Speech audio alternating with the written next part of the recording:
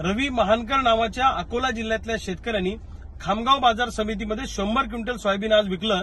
सोयाबीनला प्रचंड दर कमी मिळाला, उत्पादन खर्च त्या शेतकऱ्याचा भरून निघाला नाही, म्हणून शेतकऱ्याचा संयम तुटला आणि त्यांनी संतप्त भावना आपल्या सरकारच्या विरोधातल्या त्या ठिकाणी व्यक्त केल्या।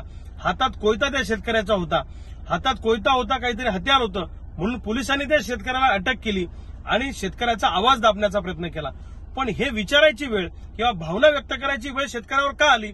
सरकारनं सोयाबीन कापूस उत्पादकांना वाऱ्यावर सोडलेला आहे, उत्पादन खर्च भरून निघणार नाही अशा पद्धतीचा भाव आज मार्केटमध्ये मिळतोय। अरे आम्ही जगायचं कसं? शेतकऱ्यांच्या पोरांचा आता संयम तुटत चाललेला आहे आणि हे त्याचंच हे उदाहरण आहे, लक्षात ठेवा। गावखेड्यातली शेतकऱ्यांची पोरं आता आत्महत्या करणार नाही।